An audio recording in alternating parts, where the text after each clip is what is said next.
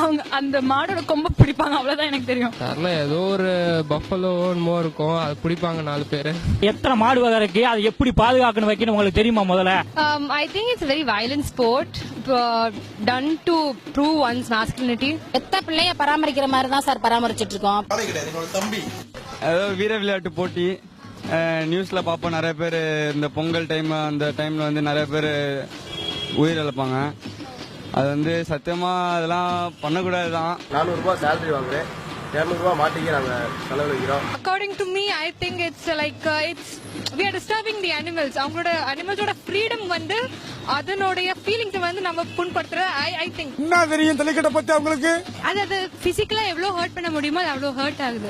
அது நம்மளோட என்டர்டைன்மெண்ட்காக அதை ஹர்ட் பண்றோம். நம்ம எப்படி ஹர்ட் பண்றாங்கன்னு நினைக்கிறீங்க? அத விஷுவலா இது வரைக்கும் பார்த்தது இல்ல, சும்மா டிவில பார்த்தது நான் சொல்றேன். குக்கர்ல பொங்கல் வச்சு சாப்பிடுறவங்களுக்கு அவங்களுக்கு என்ன தெரியும்? இதாங்க வீரம். ஜல்லிக்கட்டுன்றது ஒரு தமிழனோட பண்பாடுங்க. These people go through a lot of exercise and they build up their own bodies to kill these bulls in that particular game. ஒரு நாய்க்குட்டிக்கு 2 பிஸ்கட் பாக்கெட் வந்துட்டு ஜல்லிக்கட்டை பத்தி பேச வந்துட்டீங்க.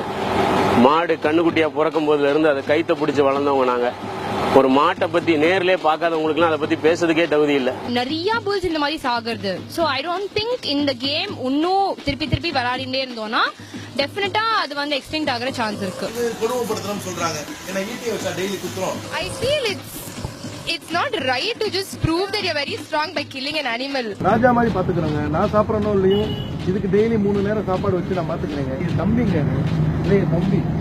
If it cannot participate in Jallikattu, they'll send it to slaughterhouses. It leads to the killing of bullocks. Now all the people are eating that beef. So definitely it's sent to slaughterhouse only. நீங்க வளர்த்த குழந்தைகளை அனுப்பி வைப்பீங்களா? மாடுகள் எங்க குழந்தைங்க மாதிரி. Jallikattu வந்து it's like inch அதை torture பண்ணி we kill it. I think like that. But slaughterhouse போனா ஒரே ஸ்ட்ரோக்ல it is over. மாட்டை கொண்டு சாப்பிடலாமா? ஆனா நாங்க சிலம்ப வளர்க்க கூடாதா? இது என்னங்க நியாயம்? No, I have not seen a bull.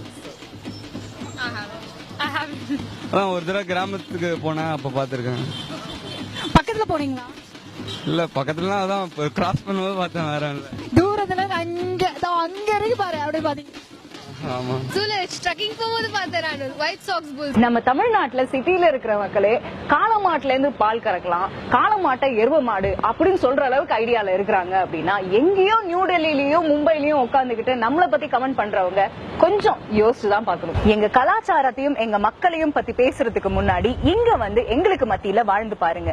நாங்க யாரு, இங்க என்ன நடக்குது அப்படின்றது அப்பதான் புரியும். உலகத்திலேயே இந்தியா தான் நம்பர் 1 பீஃப் எக்ஸ்போர்ட்ல. கிட்டத்தட்ட 30,000 கோடிக்கும் மேல வருமானம் இருக்கக்கூடிய பீஃப் எக்ஸ்போர்ட்டுக்கு இல்லாத தடை ஜல்லிக்கட்டுக்கு எதுக்கு வந்தது அப்படின்றதுதான் நம்ம ஊர் மக்களோட கேள்வி. நீங்க ஜல்லிக்கட்டுக்கு சப்போர்ட்டா அகைன்ஸ்டா இத பத்தி என்ன நினைக்கிறீங்க அப்படின்றத கீழ இருக்கிற கமெண்ட் பாக்ஸ்ல கமெண்ட் பண்ணுங்க, லைக் பண்ணுங்க, ஷேர் பண்ணுங்க, எங்களோட சேனலுக்கு சப்ஸ்கிரைப் பண்ணுங்க. I support jallikattu.